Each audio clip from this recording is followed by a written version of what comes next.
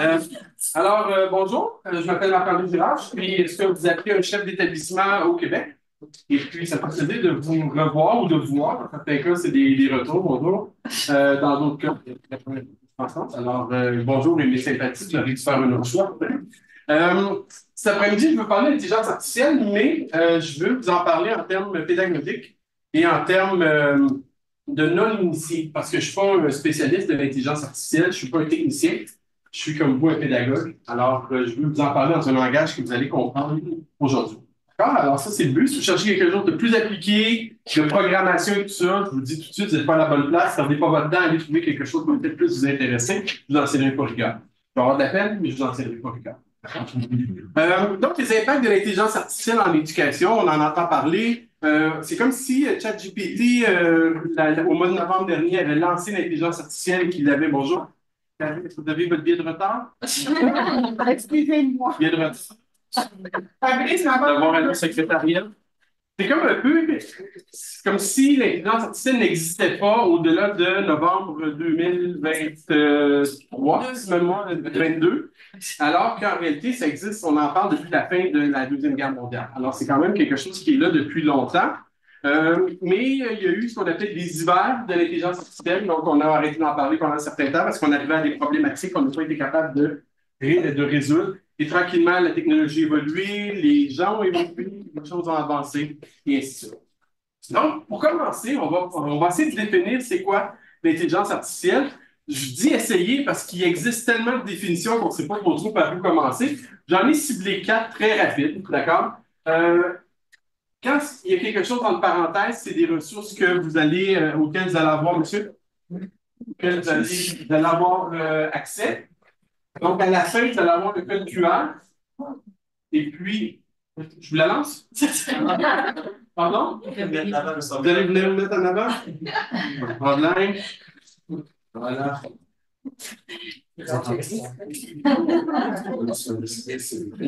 Donc, c'est ça, il existe tellement de définitions, on ne sait plus trop où se lancer. J'en ai cité quelques-unes. Comme je le disais, à la fin, vous allez avoir accès à une bibliographie. S'il y a des choses qui vous intéressent, vous pouvez les prendre en note. Et à la fin, vous allez y avoir accès. Comme d'habitude, la présentation aussi va être accessible pour vous. Elle va être remise aux personnes responsables de Vidovia. Vous allez avoir mon adresse courriel aussi à la fin. Je pense que je l'ai écrit au début. Non? Oui, non, non. Bon, mais en tout cas, à la fin, et puis je pourrais, si vous avez des questions ou quoi que ce soit, vous voulez continuer la conversation, ça va nous faire plaisir. Donc, l'intelligence artificielle, ce qu'on réalise, c'est qu'elle affecte absolument toutes les parties de notre vie nouvellement. D'accord? À partir du moment où on a accès à un ordinateur, un téléphone ou un objet connecté, principalement, on vit. Je vais devoir s'identifier avec le téléphone. Là, ça ne fonctionne pas. Il y a des retardataires, des personnes qui utilisent leur téléphone cellulaire en classe. Les pires, c'est les enseignants. Toujours. Quand on donne une conférence dans un amphithéâtre, qui s'assoit en arrière? Les enseignants. On est indisciplinés, on est pire que les élèves. Non, mais c'est ma collègue. C'est pas une excuse, c'est comme un élève. Qu'est-ce que les élèves disent? Ah, c'est mes parents. C'est la même chose. Envoie-lui un émoticône en colère. C'est bon, j'ai. Ouais, dites-lui que vous êtes fait confisquer votre appareil. Est-ce que c'est le dernier iPhone? Elle va arriver. Si c'est le dernier iPhone, vous ne pas, c'est correct, vous pouvez garder.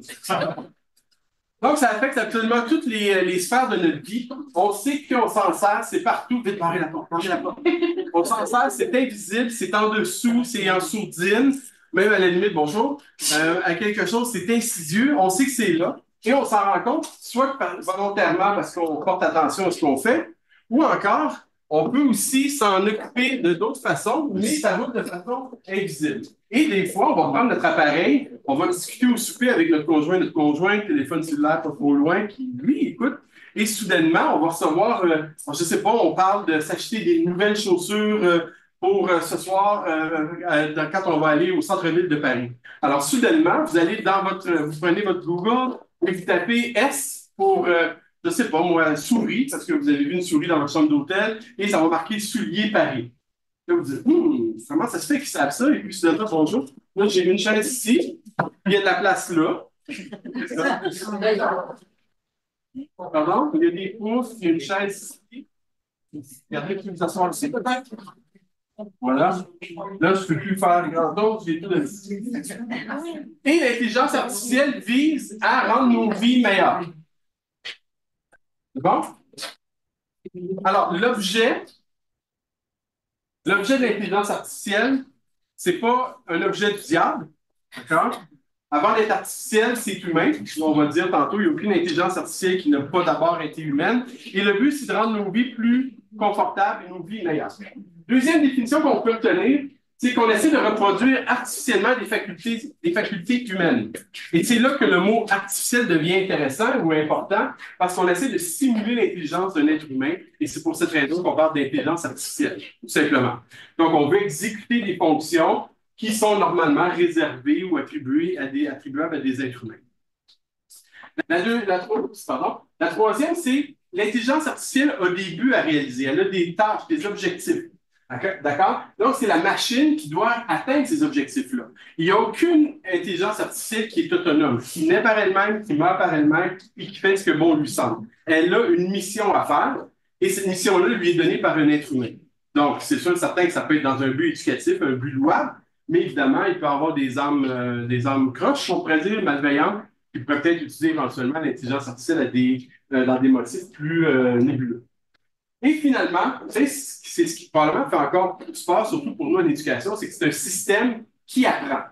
Alors maintenant, la machine est capable d'apprendre et on va voir ce que ça implique tantôt. Donc, la capacité à percevoir. Donc, pour apprendre, il faut percevoir. Il faut être capable de réfléchir à ce qu'on ressent. Donc, il doit y avoir des capteurs qui vont aller chercher de l'information à différents endroits et être capable d'analyser cette information-là.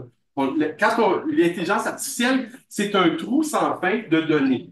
Donc, on rentre des données, on rentre des données, on rentre des données, et la machine va trier ces données-là dans un but précis. Souvent, en utilisant ce qu'on appelle un algorithme, donc avec une route qui est prédéterminée.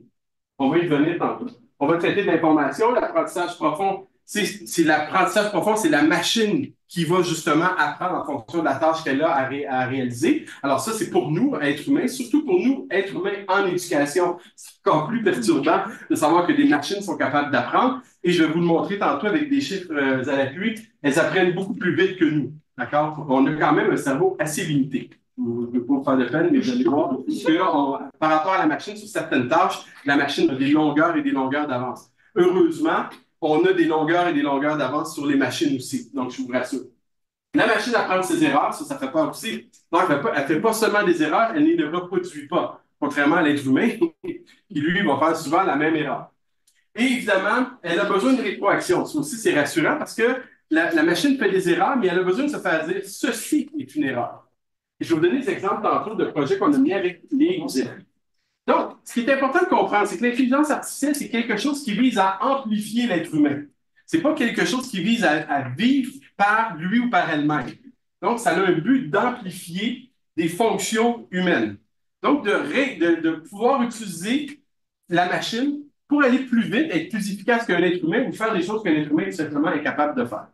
Ensuite, on vise l'autonomisation de certaines tâches qui sont difficilement réalisables dans le cadre d'une classe. Par exemple, je donne un exemple. Ça va être long. Par exemple, la calculatrice. À quoi la calculatrice sert-elle? Mais elle sert à calculer, évidemment. Une calculatrice, je pense que vous dites. Calculatrice, une madame qui veut rentrer, je crois. Il va falloir sortir d'autres sièges. Ah, bien. Elle vous attendait? C'est pour vous? Donc, par exemple, la calculatrice, la calculette, dis-je, à quoi qu'elle sert? Bien, la calculette, elle sert à faire des calculs de façon beaucoup plus rapide que les faire manuellement, d'accord? Ou de les faire mentalement. Là, il existe encore des débats dans certaines écoles, je ne sais pas si c'est la même chose dans vos écoles. Jusqu'à quel âge, à partir de quel âge, plutôt, est-ce qu'on permet aux élèves d'utiliser la calculette? Avant ça, ils devraient être capables de le faire soit manuellement, soit mentalement. Là, à partir d'un moment, on introduit certaines autres notions, mais là, la calculette devient importante, mon frère. Mais, à tout le moins, c'est se dire, pour des raisons d'efficacité, de rapidité, ou encore de dire, on doit être capable d'utiliser ces machines-là plus tard, parce qu'on va les élèves ont un téléphone cellulaire dans leur poche. Donc, souvent, ce qu'ils vont faire, c'est pour, mettons, savoir quel pourboire laisser. Je ne pense pas que c'est de coutume ici, si vous allez en Amérique du Nord, le pourboire est ajouté à la facture. Donc, je veux savoir combien. Bien, vous êtes capable de calculer 15 Vous prenez un 10 puis ça vous donne un montant, puis vous mettez la moitié de l'autre. Bon, mais pour certains élèves, certains jeunes vont sortir leur calculatrice, vont ajouter 15 puis ils vont l'avoir. Au mieux, s'ils sont trendy, comme on dit, ou à la mode, ils vont sortir une application en écrivant le chiffre, puis boum, tout de suite, ils vont voir ça. Même dans certains cas, probablement, vous pouvez dire dans quel pays vous êtes, et ça va vous donner les us et coutumes. Donc, le but aussi, c'est de remplacer certaines facultés humaines pardon, qui sont peut-être désuètes ou moins nécessaires qu'elles étaient avant. Et encore là, c'est sûr et certain que ça entraîne un raisonnement et un débat social par rapport à tout ça. Ce qu'on ne doit pas oublier, c'est que l'intelligence artificielle ne connaît rien. D'accord? Elle n'a pas de connaissance en tant que telle. Elle gère des données. C'est une machine à gérer des données qui vit dans un réservoir absolument incroyable de données. Bon, puis, surtout, ça, je vais revenir tantôt, la majorité de ces données-là, c'est nous qui les donnons gratuitement à la machine. D'accord? Donc, dès que vous regardez votre fil Facebook, Insta, Snapchat, peu importe, bien, ce que vous faites, c'est que vous contribuez à enrichir nos différentes plateformes, les médias, de données qui existent. Donc, on sait très bien que quand on est à Tahiti, sur le bord de la plage, le mot qui revient le plus souvent, c'est paradisiaque. Donc, la machine va savoir que Tahiti, c'est comme un paradis. Mais encore là, paradisiaque, elle ne saura pas ce que ça veut dire, mais elle va devoir prendre paradisiaque, et après ça, elle va faire des recherches dans d'autres endroits pour faire paradisiaque, paradis. Ah, le paradis, donc Tahiti, paradisiaque, paradis. Paradis, c'est quoi? Paradis, c'est un endroit où je ne sais pas trop quoi. Là, elle va savoir ce que ça veut dire. C'est quand même assez impressionnant. Donc, l'efficacité et le souci de précision. La précision, il faut y faire attention parce qu'il existe toujours des erreurs dans ce qui est proposé. Vous allez juste aller faire un tour dans le ChatGPT, dans un domaine où vous avez une certaine expertise. Moi, j'ai une formation d'historien.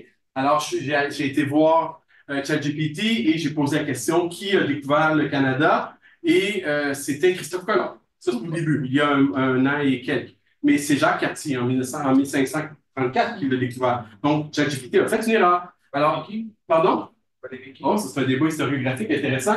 Mais la réponse, c'est oui, les Vikings, 500 ans plus tôt, ce n'est pas reconnu comme tel. Et maintenant, l'histoire dit, c'est les Amérindiens, ce qu'on appelle les Amérindiens, les Autochtones, il y a 10 ou 15 000 ans avant. Fait que finalement, mais je veux dire, dans les manuels, occidentaux. Pardon? Occidentaux, exactement. Alors, vous avez raison, c'est une bonne intervention. Mais il y avait quand même une petite erreur à ce moment-là qui a très certainement été corrigée. Puis ça serait intéressant de demander à ChatGPT qui a découvert le Canada, à savoir est-ce que ça va être les Vikings, ça va être Jacques Cartier, ou est-ce que ça sera des Autochtones qui sont arrivés de la Sibérie ou de la Mongolie. Ce que l'intelligence artificielle n'y est pas. Puis en passant, je dis l'intelligence artificielle, on devrait parler d'intelligence artificielle au pluriel. D'accord? Il y a plusieurs intelligences artificielles. Il y en a énormément en réalité. Donc, ce n'est pas une seule. Est-ce que vous avez vu le dernier Mission Impossible? Donc, une seule intelligence artificielle qui contrôle les autres intelligences artificielles. Donc, il y en a plusieurs. Et puis, on peut le voir maintenant, il y a des compétitions entre des grandes entreprises qui développent des produits en ce sens-là. Donc, elle ne pense pas par elle-même, elle ne découvre rien par elle-même. D'accord? La découverte qui va être là, ils vont présenter des données qui vont être interprétées.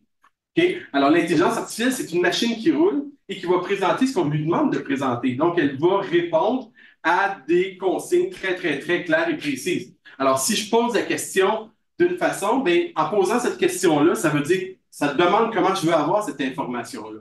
Donc, on revient à ChatGPT, on revient à Jacques Cartier, qui a découvert le Canada. Réponds-moi dans un langage d'un enfant de 8 ans en 3 phrases.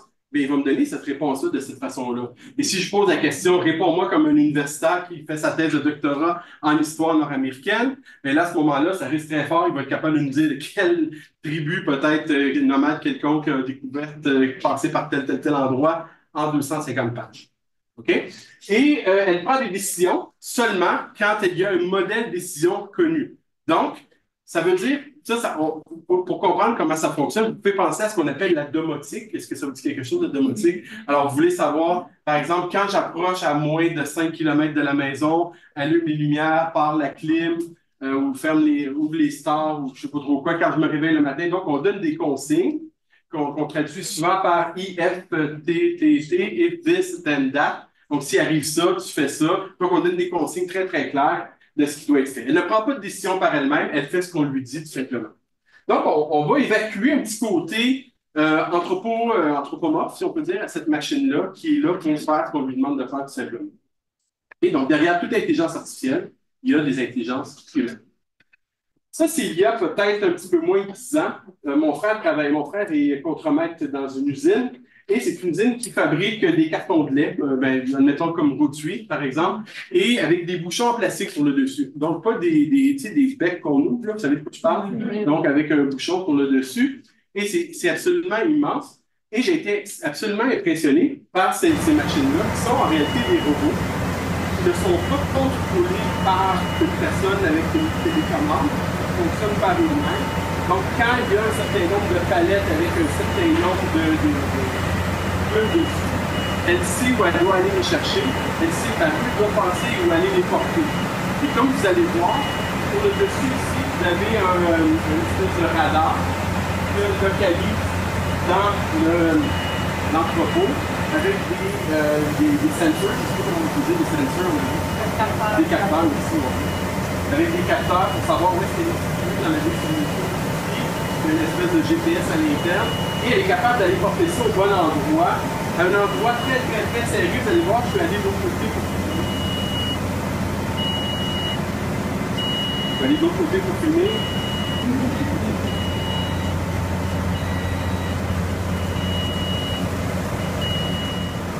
Donc, à des endroits qui sont quand même assez serrés.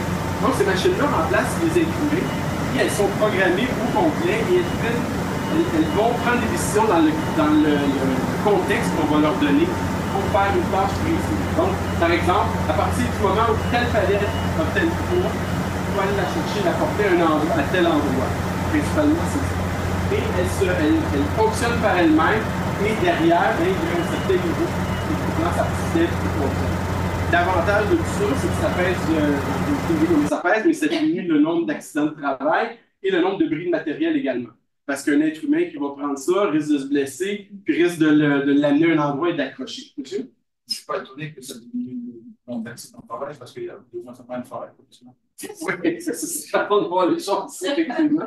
Mais ce qui est intéressant aussi, je vais prendre la balle au bon, est-ce que vous connaissez l'habit chronique? Donc, c'est des vêtements intelligents, ou des fois, peut-être pas des vêtements de parure, mais à l'intérieur, mettons des camisoles, des choses qu'on va mettre par-dessus, des montres, c'est un exemple, qui vont être capables de vérifier quels sont vos mouvements que vous faites dans un travail pour vous dire, oh, si tu continues à bouger de cette façon-là, tu vas développer, par exemple, une tendinite ou un accident de travail, et l'information va être relayée au chef de l'établissement pour pouvoir intervenir et dire, là, il faut que tu fasses attention, parce que, évidemment, un accident de travail en pénurie de personnel, c'est compliqué, ça coûte cher, etc. Donc, on est capable de prévenir les accidents de travail juste à la posture de travail qui est observée par des vêtements qui sont dits intelligents. Oui, mais c'est des gros. Pardon? Souvent, ça dit d'arrêter de manger. Oui, mais ça, puis la difficulté, je peux vous dire que mon intelligence artificielle là-dessus, ça ne fonctionne pas très, très bien. J'ai touché quelques fois au magasin, mais malheureusement, ils n'ont pas pu le réparer. Ce genre de vêtements, ça peut aussi dire que je vais assez vite, tire-toi un peu, quoi. C'est. Effectivement. Mais je veux dire, ça peut tout dire ça. Tu sais, ça peut dire les chauffeurs d'autobus maintenant, tout le monde au Québec, on sait où est-ce qu'ils sont en temps réel. Et je vais faire un parallèle parce que ce que vous dites, c'est vrai. Il faut définir les paramètres d'utilisation, évidemment. Il y a une question éthique dans tout ça. Depuis 2 semaines à l'école, les élèves ont une carte avec un code QR dessus. Quand ils rentrent dans l'autobus, ils scannent. Quand ils sortent de l'autobus, ils scannent. Donc, les parents savent quand l'élève a embarqué, quand l'élève va partir. Fait que ça, c'est une première chose. Certains parents ne veulent pas que les élèves aient ça parce qu'ils pensent qu'il y a une puce à l'intérieur intelligente qu'on est capable de tout savoir sur leur enfant, ce qui est fou. Toutefois, on sait que l'élève est dans tel autobus et tel autobus a une puce GPS. Donc, on sait où est l'autobus. Donc, le parent peut voir quand est-ce que son enfant arrive. Si vous allez dire c'est extraordinaire, oui, mais en même temps, nous, un des problèmes qu'on a, c'est que des fois, le téléphone sonne, ça dit « Le chauffeur est trop vite devant ma maison! » Alors là, évidemment, nous, on peut juste prendre la plainte, d'envoyer ça au transport scolaire, dire bon, mais l'autobus 58 roulait trop vite, paraît-il. C'est bon, on va rencontrer le chauffeur. Le téléphone ressonne 24 heures plus tard. On a parlé au chauffeur, il respecte la limite. Sur cette rue-là, c'est 40 km/h, il la respecte. Là, maintenant, devinez quoi? On est capable de voir la vitesse que le chauffeur conduit en temps réel. Fait que si j'ai un problème, je suis capable de regarder et de dire aux parents, Madame, je vois que le chauffeur roule à 41 km/h. Vous avez raison, il roule trop vite, mais il roule 1 km trop vite. Est-ce que vous avez d'autres choses ou vous finir la conversation? Merci. Alors, on est dans un monde de transparence avec le meilleur et pour le pire, évidemment. Mais bon. Que craignent l'intelligence artificielle? Bien, premièrement, on peut se questionner sur notre posture à nous. D'accord? L'intelligence artificielle vise à nous donner des réponses, mais plus on a de réponses, plus on est dans le gris, je vous dirais. Et l'être humain a de la difficulté à tolérer l'ambiguïté. Alors, ça, c'est la première chose au niveau de l'intolérance à l'ambiguïté. Aussi entre le vrai et le faux, parce que, comme je le disais tantôt, des fois, il y a des petites choses qui ne sont pas très, très vraies ou qui doivent être nuancées. Un ordinateur n'est pas bâti pour nuancer les choses. C'est notre esprit humain qui va nuancer. Là, ça a un lien important avec l'éducation, vous en conviendrez. On a peur aussi. On a peur parce qu'on a peur d'avoir bâti quelque chose qui est plus intelligent que nous. OK, mais je vous rappelle, la machine n'est pas intelligente. C'est la personne, les personnes qui programment ces machines-là qui sont intelligentes, bien sûr. Le représentant, évidemment, quand on pense à l'intelligence artificielle, la première chose qui me vient en tête, c'est Terminator. OK, si vous vous souvenez, Arnold Schwarzenegger dans les fins des années 80, début 90, avec une machine hors de contrôle qui tue tout le monde. Donc, c'est un petit peu ce qu'on a peur. Là, comme je vous expliquais tantôt avec le dernier Mission Impossible, bien là, on est encore plus craintif. Donc, effectivement, il peut y avoir des données qui sont biaisées. Vous avez peut-être entendu parler, il y avait une intelligence artificielle qui avait été mise en place en 2014, je crois, par Microsoft, et la machine apprenait sur ce qu'il y avait sur Twitter, et en moins de... TAI. Et en moins d'une douzaine d'heures, elle a été débranchée parce qu'elle a commencé à avoir un discours antisémite. Parce qu'elle avait appris, elle avait été lire sur des posts de Twitter, on sait très bien à l'époque, c'est rendu pire, ce qu'on appelle X, là, mais elle allait chercher de l'information à des endroits, puis elle avait perdu un peu le contrôle, donc elle apprenait des choses qui étaient xénophobes, qui étaient antisémites, etc., et elle lui disait tout simplement. Alors, elle a été déconnectée, évidemment, mais la machine apprend, mais elle peut apprendre au mauvais endroit de la même façon qu'un enfant peut apprendre de parents qui sont un peu problématiques, si on peut dire, ou qui vont être différents de la norme, tout simplement. Ensuite, nos inquiétudes, on se questionne pour la sécurité, évidemment.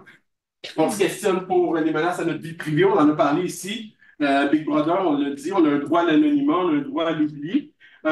Aussi, l'esclavage à la machine. Donc, ça, c'est une image. Je ne sais pas si vous êtes des fans de Pearl Jam. Connaissez-vous Pearl Jam? Oui, musique américaine des années 90. Mais c'est sûr que vous entendez quelques chansons connues d'où vous allez les reconnaître. Et puis une chanson qui s'appelle Do the Evolution. Fait que c'est un dessin animé. Et on a un homme sur un ordinateur qui canote, merci. Et la machine sort ses tentacules pour prendre son cerveau. Puis la personne est un peu rendue zombie à l'écran.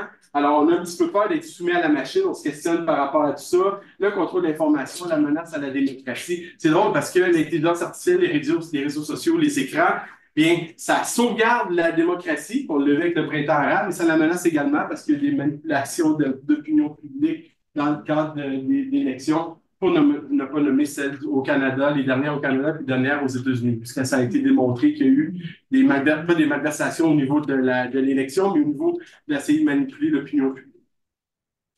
Mais évidemment, pendant ce temps-là, on a beau être inquiet, on a beau être craintif, les recherches démontrent que de plus en plus, on est méfiant par rapport aux médias sociaux, mais parallèlement à ça, on note une augmentation d'utilisation des médias sociaux, de tout ce qui collecte des données sur nous. Alors, on est en train de rendre les machines intelligentes et on est en train d'utiliser des assistants personnels en leur fournissant des informations, à savoir quand est-ce que j'ouvre mes lumières, quelle est la température que j'aime chez moi, qu'est-ce que j'écoute. Alexa fait jouer telle chanson. Bref, on est capable d'avoir toutes ces informations-là. Donc, on donne ces informations-là, on les alimente de façon volontaire, mais après, on craint le résultat de tout ça. Donc, on a une espèce de rapport paradoxal à la donnée, si on peut le dire. Donc, on est, je vous dirais, dans nos craintes et de nos actions, on est un petit peu paradoxal. Ça nous ramène maintenant à l'éducation. Qu'est-ce qu'on peut faire avec ces grosses machines-là? Puis, comment est-ce que, dans un premier temps, ça représente, ça met en valeur l'humain, mais aussi ça le dévalorise à quelque part? Dans un premier temps, on a des biais, d'accord, des biais humains, puis les enseignants ou les directions d'école n'y échappent pas. Premièrement, on a des craintes. Est-ce que l'intelligence artificielle va déshumaniser? Il n'y avait rien dans mon verre. Déshumaniser l'enseignement. Est-ce que je vais être remplacé par un robot? Est-ce que l'intelligence artificielle va remplacer tous les enseignants, prendre des décisions sans le contexte Est-ce que les élèves vont faire du copier-coller? Maintenant, ChatGPT, c'est la grosse inquiétude. Dès que ChatGPT a démontré son potentiel, on a commencé tout de suite à travailler sur un vérificateur pour savoir qu'est-ce qui était copié. Alors, au lieu de se questionner, de se dire, bon, parfait, maintenant, ça existe, il faut changer ma façon d'évaluer. J'ai déjà entendu souvent aux États-Unis, garbage in, garbage out. Donc, la consigne que tu donnes aux élèves, si la consigne que tu donnes aux élèves, ou tu leur demandes de réaliser un travail plate, ben, leur réponse va être de te fournir un travail plate. Alors, si ce que tu leur demandes de faire permet le plagiat, ils vont faire. Et si tu leur proposes une tâche qui est stimulante, qui est difficile à plagier, qui fait appel à des compétences authentiques, l'élève va être obligé de le faire. Après ça, on se questionne sur les élèves qui sont paresseux. Je pense qu'en réalité, on est tous paresseux. Si on est capable de faire un travail en mettant le moins d'énergie possible, c'est pas propre aux élèves, c'est propre aux humains en général. Et on pense aussi que nos élèves sont de plus en plus faibles.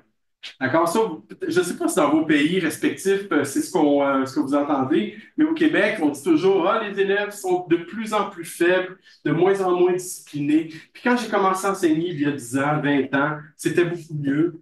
Est-ce que ça vous dit quelque chose, ça? Oui. C'est parfait, ça me rassure. Et puis, à un moment donné, je parlais de ça avec un enseignant connu au Canada qui a pris sa retraite. Et il a dit, j'ai commencé à enseigner dans les années 60, puis on disait déjà ça des élèves. Alors, je vous rassure, c'est pas nous qui avons ce feeling-là. C'est un peu comme si la génération actuelle jugeait négativement la génération qui suit. Est-ce que tout le monde a signé? Merci. J'en prie. Mais en réalité, la problématique, là, ça, c'est ce qui nous inquiète, c'est que l'intelligence artificielle révèle nos limites. Elle va exposer notre insécurité, puis elle nous force à revoir nos pratiques. Et c'est là que ça accroche pour nous. Mais là où ça nous excite, en tant que professionnels de l'éducation, bien, elle nous fournit des données pour prendre des décisions. Maintenant, pour prendre des décisions pédagogiques, on parle de jugement pédagogique, on parle d'autonomie professionnelle. Mais là, maintenant, on n'a pas besoin d'y aller sur du ressenti. Je pense que, ou selon les notes, on est capable de dire tel résultat, les 10 dernières évaluations, on observe une pente descendante, une augmentation du nombre d'absences. Et là, on se dit, OK, là, on a plusieurs ingrédients ensemble. Je vais vous montrer tantôt le logiciel qu'on a chez nous au Canada, qui est capable de faire ces corrélations-là et qui va nous permettre de prendre des meilleures décisions. Donc, on est capable d'utiliser des données pour appuyer nos décisions, ce qui est quand même, somme toute, assez nouveau. Okay? On a toujours pris des données pour appuyer nos décisions, mais maintenant, on a une variété de données. Réduire nos angles morts. Donc, on a beau être bien intentionné, travailler comme des fous, il y a des choses qu'on échappe. Il y a des choses qu'on échappe et l'ordinateur, lui, presque rien ne lui échappe, dépendant comment il est programmé. Alors, on est capable d'avoir des compléments de vision, de choses qui ont pu nous échapper. On va aussi diminuer le nombre d'échecs. Parce que, ce matin, j'en parlais, au Québec, le taux de décrochage est environ de 30 %. Grosso modo, 30, 27, 30 %. C'était énorme. Au Québec, ce qu'on a décidé de faire, c'est au lieu de le compter sur 5 ans, on le compte sur 7 ans. Ce qui fait que soudainement, il y a une augmentation, une diminution du taux de décrochage. Et on est rendu à 82 % de taux de persévérance scolaire. Mais nous, on est excités, on est heureux. Mais on a juste changé la façon de le compter. Okay? Mais si on a plus de données, si on a plus d'informations, on est capable de mieux agir, mieux intervenir sur des situations comme justement le décrochage. La diminution des échecs, on en a parlé, la rétroaction sur notre enseignement. Donc, souvent, on pense que quand on donne des examens à des élèves, ça détermine où ils sont dans le programme et s'ils ont bien appris, est-ce qu'ils ont occupé, est-ce qu'ils ont été assidus. Mais en réalité, il y a une autre chose aussi qu'on oublie, c'est que ça nous donne de la rétroaction sur notre enseignement. Donc, l'évaluation des élèves, bien, ça nous dit comment on enseigne. Alors que ce qu'on entend, c'est, ben non, cette classe-là, elle est très, très faible. OK, parfait, les élèves ont peut-être plus de difficultés. Maintenant, toi, tu mets quoi en place pour aider ces élèves-là de façon plus particulière? Donc, j'ai 4 groupes. Sur ces 4 groupes-là, j'en ai 3 qui ont une moyenne de 80 et en plus, mais j'en ai un qui a une moyenne de 65. Très bien. Qu'est-ce que tu fais avec ces élèves qui ont une moyenne de 65? Qu'est-ce qui est mis en place? Maintenant, on demande des résultats. Alors qu'avant, on ne faisait pas vraiment le malin, on n'avait pas toutes ces données. Évaluer l'attention des élèves. Vous avez peut-être vu sur YouTube des possibilités de mettre des bandeaux. Les Chinois utilisent ça dans certaines écoles, d'être capable de capter, là, ça commence à être élevé, là, de capter l'activité cérébrale des enfants. Il existe aussi des lunettes qui sont capables de lire les paupières, pas les paupières, les paupières et la pupille, voir est-ce que l'élève s'endort, est-ce qu'il est stimulé, est-ce que ses yeux sont ouverts, ses pupilles sont-elles ouvertes, qui sont des signes de stimulation, ou encore cet élève est drogué, tout simplement, et de voir le niveau d'intérêt. Alors, l'enseignant est capable de voir ça sur ton tableau, puis être capable de dire, toi, tu es en train de t'endormir, puis tu t'emmerdes. Quand tout est... Mais à tout de moins, non, mais je veux dire, je suis conscient de... Pas en train de le glorifier, pas du tout, comprenez-moi bien, mais ça donne des informations où est-ce que souvent les enseignants, on a un peu la tête dans le sable et puis on ne regarde pas les choses en place. Et quand tu as ton écran qui est là, avec tous les voyants qui sont au rouge, ben là, tu te dis, OK, peut-être que mon cours est plate, finalement. Peut-être que je change des choses. Ce cours-là est toujours après le dîner. Ils n'ont pas eu d'éducation physique de la journée. Peut-être que ça serait une bonne idée, ou encore, au contraire, sont à la dernière période du vendredi. Bon, bref, ça donne d'autres informations. Et ça nous permet aussi d'augmenter l'expérience humaine. En bout de ligne, c'est pas de jouer avec Brother ou d'intimider le monde, c'est vraiment d'avoir des données pour faire en sorte que les élèves puissent mieux apprendre. Et d'avoir aussi des objets de communication avec les parents. Donc, parce qu'au-delà de Big Brother, puis au-delà de la science-fiction, de se dire oh, ça commence à être un petit peu lourd, cette histoire-là, mais quand on s'assoit avec le parent qui nous blâme, parce que maintenant, les parents, ils ont des doigts comme ça. Hein? C'est de votre faute. Quand les élèves sont en échec, dans votre enfant s'emmerde, c'est de votre faute. Mais là, soudainement, OK, pas de problème, c'est de ma faute. Regardez, voici son niveau d'activité cérébrale, voici ses pas.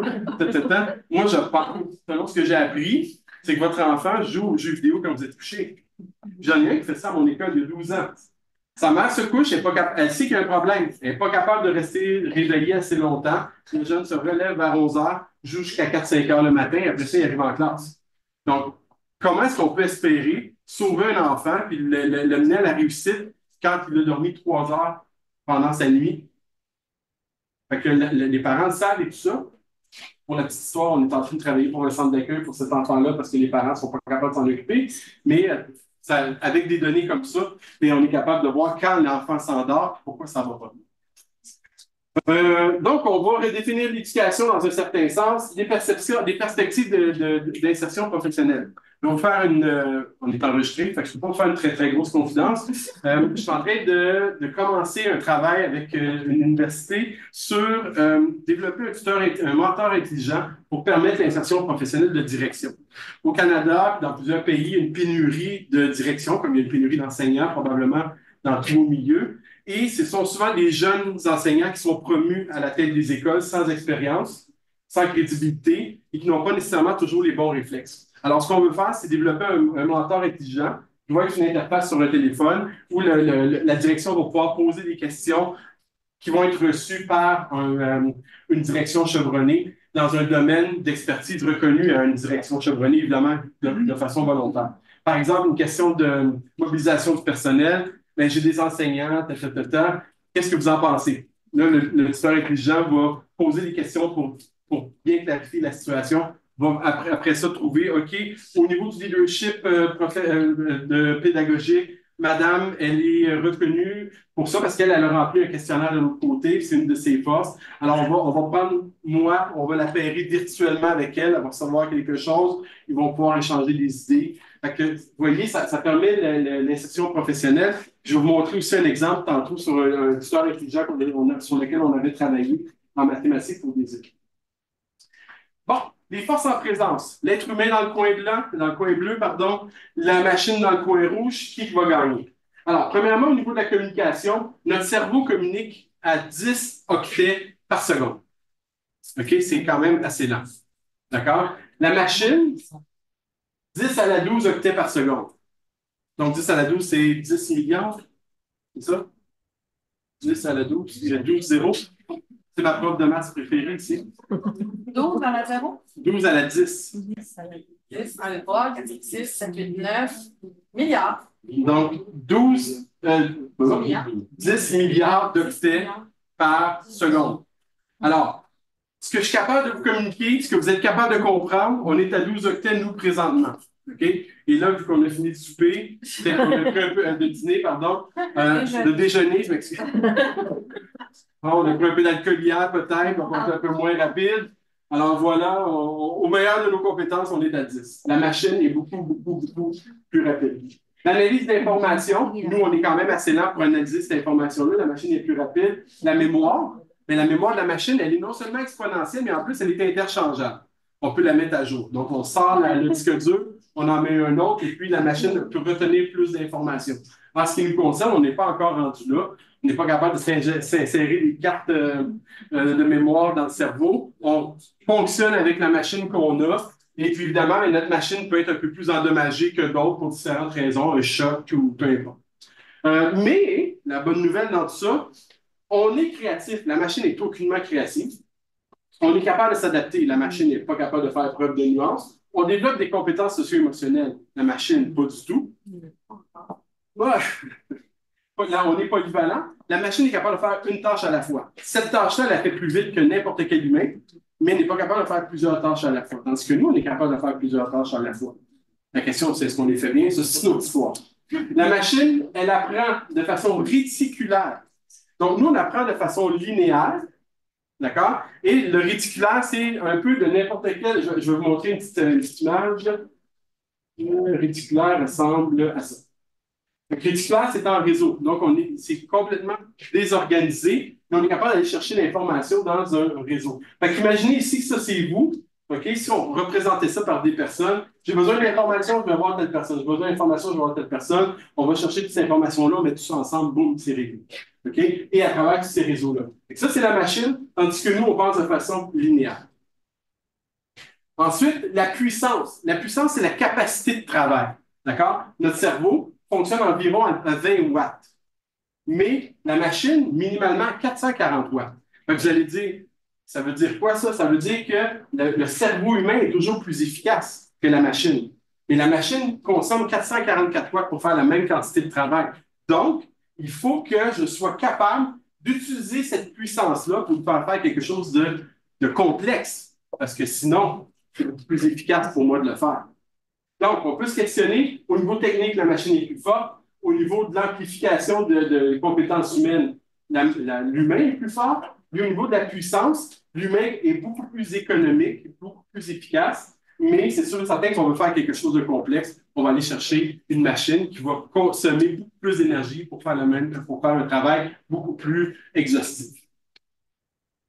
Donc, des conclusions. Alors, tantôt, je parlais d'un octet. Quand on communique, on est à un octet. Et puis, quand on est à 12 octets, on est 10 à la 12, on est dans ce niveau-là. Fait que la machine par seconde, l'humain par seconde. Et dans une année, d'accord, dans l'année 2023, on a produit 130, il me semble que c'est des hexaoctets de nouvelles données. Donc, vous voyez, ici, on est 100 centaines de milliers. Là, ça, c'est 606 millions, 504 milliards. Là, après ça, on tombe dans des chiffres bizarres, là, mais on est dans les hexaoctets. Comme vous pouvez voir, c'est 1,15 trillion. Donc, on multiplie ça par 130 trillions de nouvelles données qui sont créées chaque année. Une augmentation d'à peu près 20 à 25 %. Alors, si vous vous questionnez à savoir à quoi sert la machine, mais la machine, elle sert à apprendre rapidement, sans cesse, sans se fatiguer, sans ego, puis apprendre de ses erreurs. Puis elle est capable de traiter une énorme quantité de données. Mais si vous étiez ici, là, puis je vous demande, parfait, voici toutes les données que vous avez à analyser. Vous avez 1 seconde pour faire ça. C'est impossible, personne n'est capable de le faire. Ça va nous prendre des semaines, peut-être des mois, des années, j'en ai aucune idée. Alors, la machine, elle est capable de le faire beaucoup plus rapidement. Donc, des craintes répandues. Est-ce que l'intelligence va finir par nous remplacer dans nos écoles, dans nos classes? La réponse, à mon sens, parce qu'il n'y a personne qui a cette réponse-là, moi, je vous dirais non. OK? Mais, peut-être. Et le peut-être, c'est quoi? Bien, on va se questionner ici. Est-ce que vous êtes en mode instruction ou en mode éducation? La différence entre les deux, peut-être que vous la connaissez, peut-être pas, je vais me permettre de vous l'expliquer.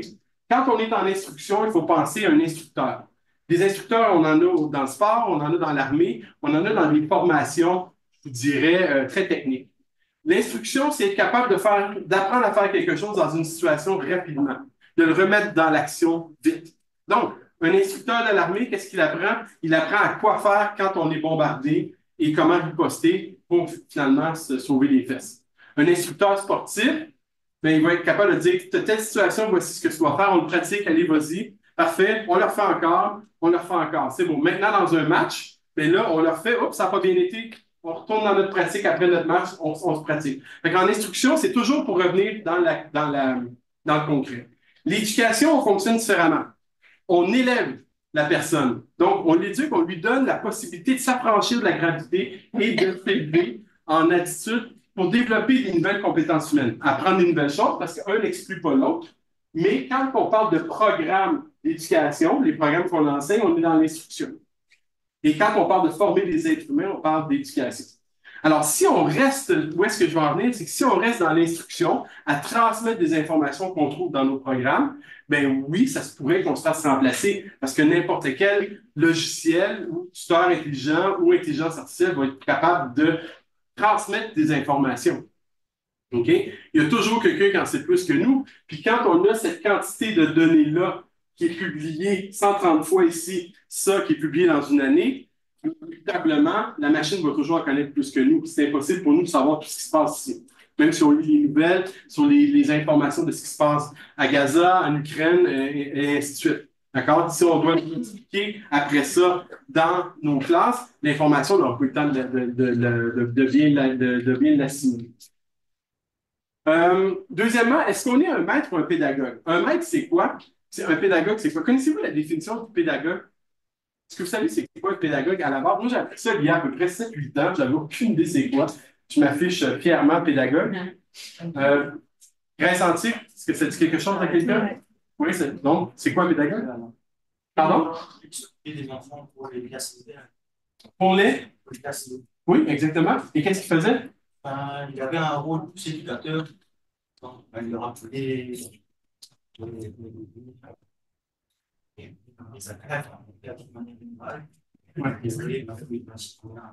Et le maître?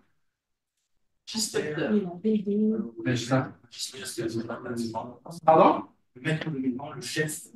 Oui, mais en termes de connaissances, essentiellement, le pédagogue allait chercher l'enfant dans la classe aisée, l'amenait jusqu'au maître, c'est vous la maîtresse, l'amenait au maître, passait un certain temps, la maîtresse ou le maître transmettait les informations, d'accord, ouvrait le cerveau d'enfant, on met le cerveau d'enfant, le pédagogue revenait, ramenait l'enfant à la maison.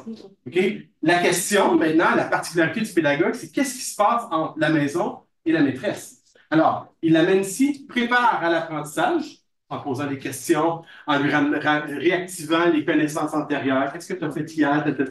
Comment tu te sens? Comment est-ce que tu entrevois ta journée avec ta maîtresse? Et en venant, prenait l'élève, puis il faisait réciter ses leçons, l'aidait à assimiler tout ce qui avait été appris. Maintenant, on a encore des enseignants qui ont cette perception-là, qui pensent qu'ils sont des maîtres, qui doivent transmettre seulement des connaissances.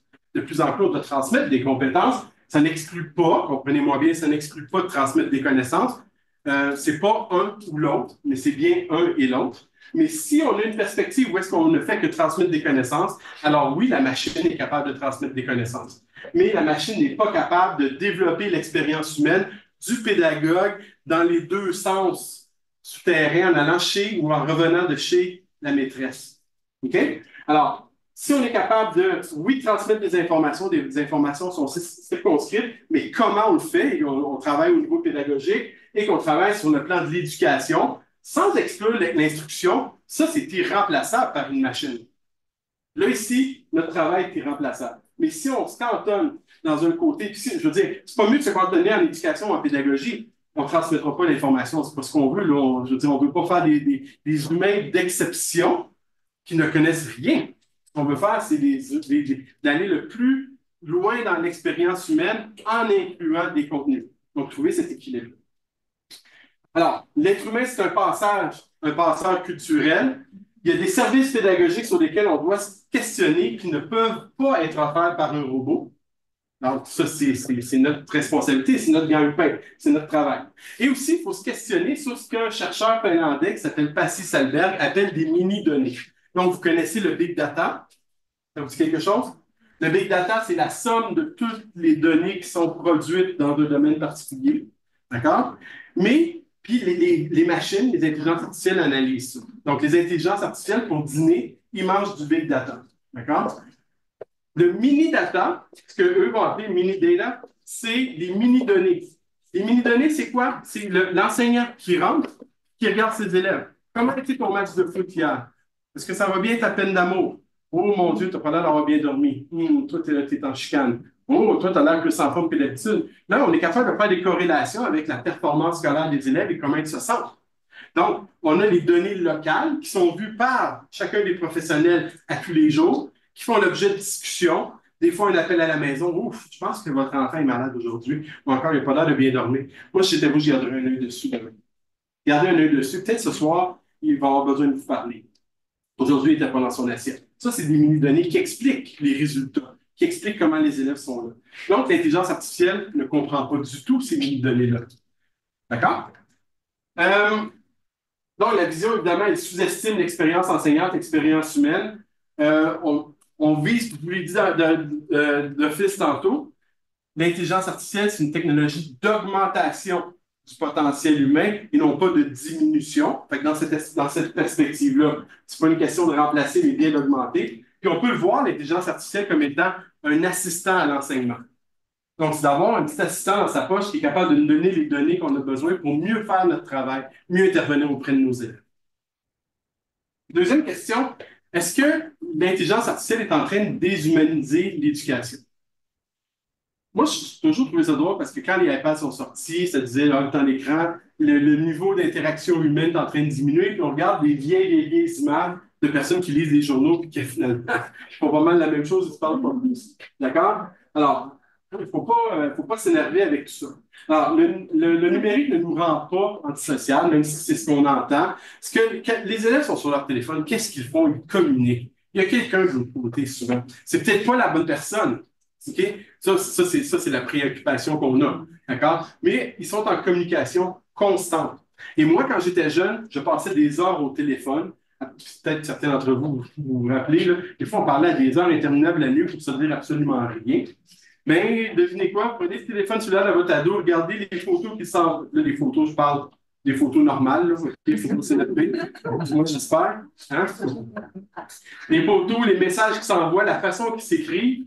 C'est la même chose que ce qu'on faisait nous quand on était à leur place. La seule chose, c'est qu'on a transposé le par un je recommence. D'accord? Et aussi, ce qu'il faut comprendre, c'est si les élèves se retournent vers autre chose que ce qu'on leur propose dans nos écoles, c'est peut-être un message. Peut-être qu'ils s'emmerdent dans nos classes. Ça se peut aussi. OK? Si Ken Robinson, que vous connaissez peut-être, qui est décédé il y a 7-8 ans, disait très simplement, on empêche les jeunes d'être créatifs à l'école et quand ils fonctionnent ou ils ont besoin de bouger, on les drogue au maximum à la Ritaline pour qu'ils soient le plus tranquilles possible. Alors que les jeunes ont besoin de bouger, ont besoin d'être créatifs, ils ont besoin d'aller dehors, ils ont besoin de s'exprimer et la classe va essayer de les rentrer de cette façon-là. Puis c'est comme ça que ça fonctionne, il n'y a pas d'autre façon. Vous avez peut-être vu cette image-là qui est absolument révélatrice, qui est exquise là, en ce qui me concerne. Vous avez toutes les personnes qui marquent leur téléphone en regardant leur téléphone, puis pendant ce temps-là, vous avez l'intelligence artificielle qui est en train d'apprendre des choses et puis qui décide des choses qui s'apparentent à des humains. Autrement dit, pendant que les humains s'abrutissent, ben, les robots, eux, travaillent activement à faire la tâche qu'on leur donne.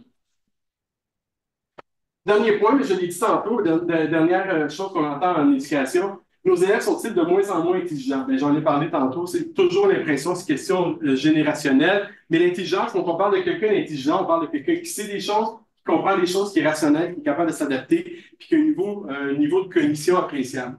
Mais le savoir et la cognition, c'est peut-être menacé par l'intelligence artificielle, mais le reste devient l'esprit critique devient important.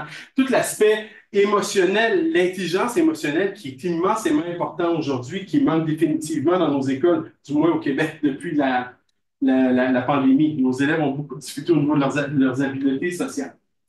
Donc, c'est quoi les perspectives pour l'éducation? Qu'est-ce qu'on va retrouver d'intelligent au niveau de l'intelligence artificielle dans dans nos écoles. Mais la première chose, il faut se questionner, il faut outrepasser cette crainte-là. D'accord? Oui, il faut rester vigilant, oui, il faut rester critique, il ne faut pas être naïf, d'accord? Mais il faut arrêter de craindre. L'intelligence artificielle dans les écoles va prendre la forme qu'on va lui donner.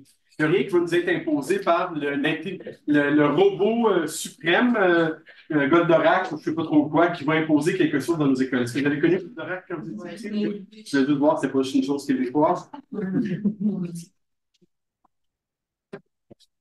Ensuite, l'autre question qu'on va se demander, c'est comment est-ce qu'on peut travailler en complémentarité avec la machine?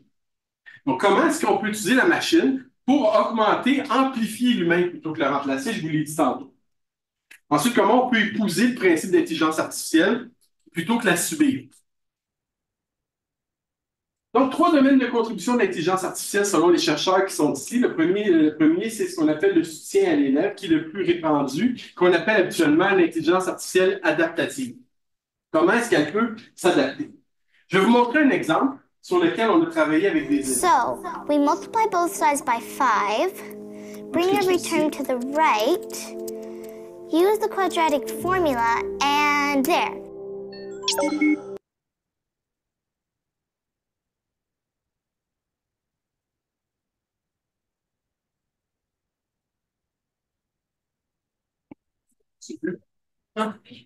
We need your help. A package needs to be sent from our base to another Mars colony, and we need to find the right velocity for the launch. I've got it down to a quadratic equation, and I've got these 2 values, but they don't seem to be right.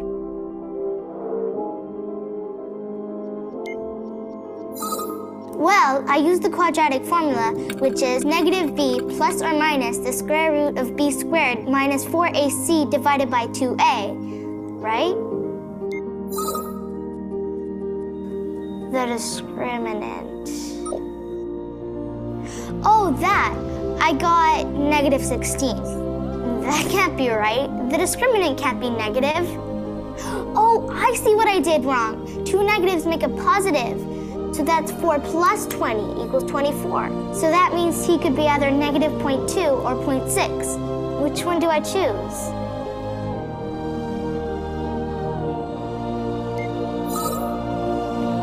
Right, so it's the second one. All right, Commander Ibra, the moment of truth. Mission success! Commander Ibra, thank you for your service. Donc, essentiellement, c'est un tuteur intelligent, puis ça, c'est pas quelque chose dans une galaxie près de chez vous, dans un avenir proche. On a travaillé là-dessus en 2017. On avait été approché à l'école où j'étais avant par une entreprise qui développait un tuteur intelligent en mathématiques. Donc, eux, ils avaient ciblé les mathématiques comme étant la matière la plus difficile pour les élèves dans les écoles primaires, dans les écoles où ils faisaient les écoles secondaires. Alors, ce qu'ils ont fait, c'est qu'avec des programmeurs, et les programmes n'ont jamais vu le jour, soit dit en passant, ils ont manqué de financement, alors on est obligé de tout abandonner ça. Mais je vais vous expliquer quand même le principe. Alors, l'intelligence artificielle va pouvoir mettre en contact des élèves entre eux, à l'aide d'une interface intelligente qui ne donne pas les réponses, mais qui agit à titre de médiateur entre un élève qui a besoin d'aide et un élève qui peut aider. Alors, l'élève, moi je suis en mathématiques, j'ai besoin d'aide en algèbre. Je vais prendre une photo de mon problème dans mon devoir, parce que le principe de base, c'est que les problèmes arrivent toujours quand le prof n'est pas disponible, okay, donc le soir. Les parents n'ont pas les compétences souvent nécessaires pour aider les enfants. Et la question va être posée. Vous pouvez venir, monsieur, on est accueillant. Quoi? Donc, on envoie la photo, c'est filtré par le tuteur intelligent qui va dire, bon, mais parfait, Marie-André est bonne en mathématiques, en algèbre, elle va t'aider. Marie-André reçoit le problème. Le tuteur lui donne 3 ou 4 possibilités de répondre à la question. Clique sur le choix de la réponse, la personne reçoit ça, elle est guidée, et ainsi de suite. Donc, il y a des allers-retours. Le lendemain, quand l'élève revient à la maison, l'enseignant a un petit drapeau rouge, comme quoi le devoir a été complété, mais avec difficulté. L'enseignant est capable, après ça, d'aller voir l'élève pour dire, bon, il y a des choses qui n'ont pas bien été hier, voici, on va leur reprendre ensemble. Ça n'a pas eu lieu, malheureusement. C'est des élèves qui éduquaient le tuteur intelligent. Donc, on avait pris 2 classes, une à côté de l'autre. On avait pris nos élèves les plus vieux avec nos élèves les plus jeunes. D'accord? Et les élèves répondaient à des examens. Et quand il y avait des questions, ils pouvaient écrire les questions dans un chat qui était, pour eux, on leur faisait croire que c'était une intelligence artificielle. En réalité, c'était un élève plus vieux qui recevait ça, qui répondait, qui donnait des informations.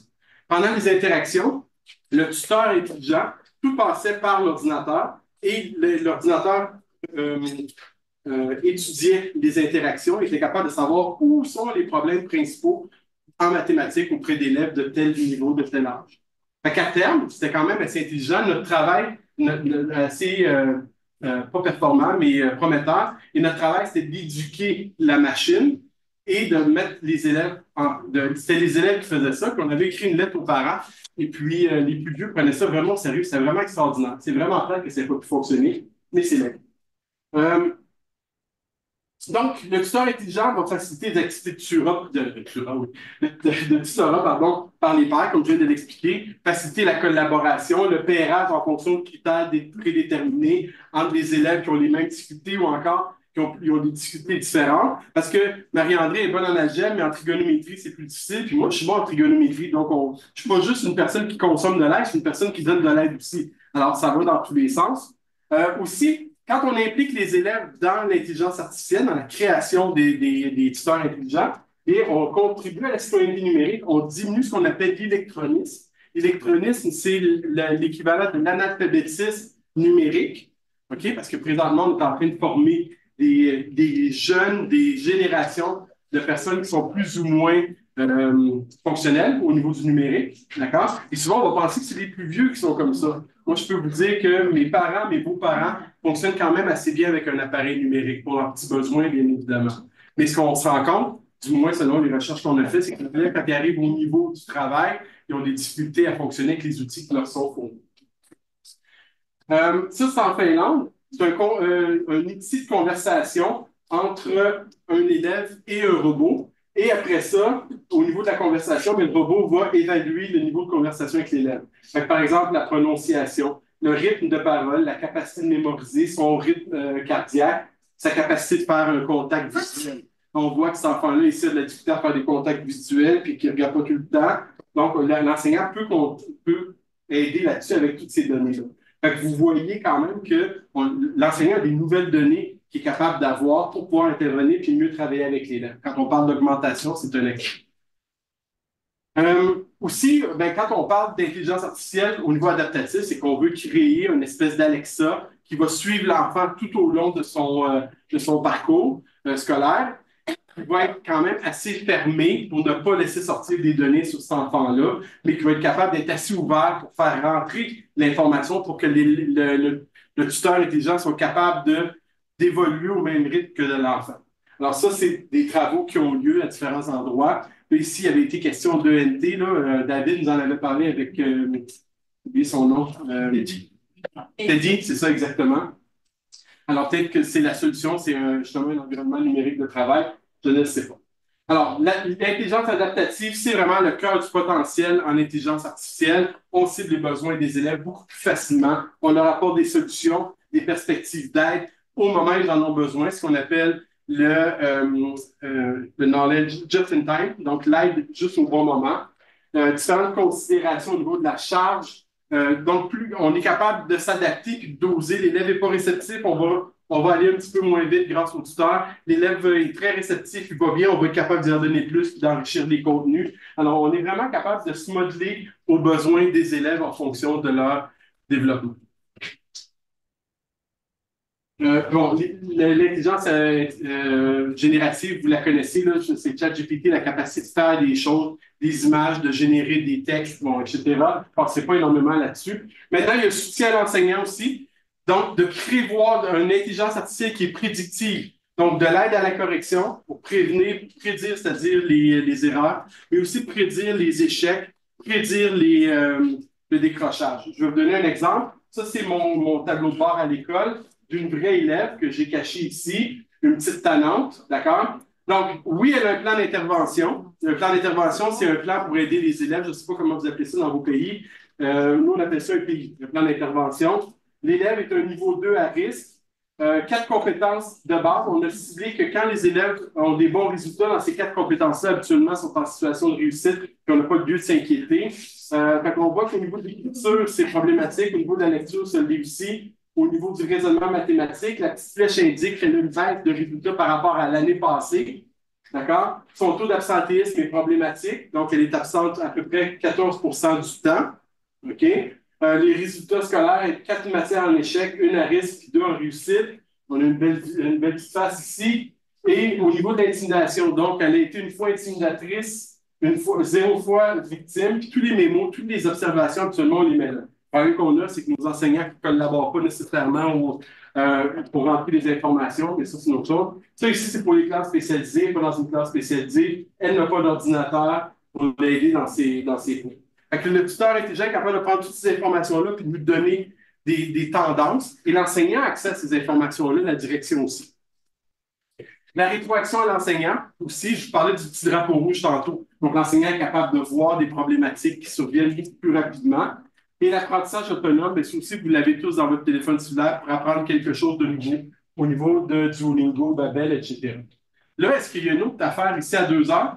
Là. Donc, je vais sauter par-dessus l'éthique, même si c'est probablement quelque chose de... Pas probablement, c'est quand même quelque chose de très, très, très important. Et je vais... Ça, j'en ai parlé hier. Je vais vous laisser sur cette image-là qui m'a fait bien rire.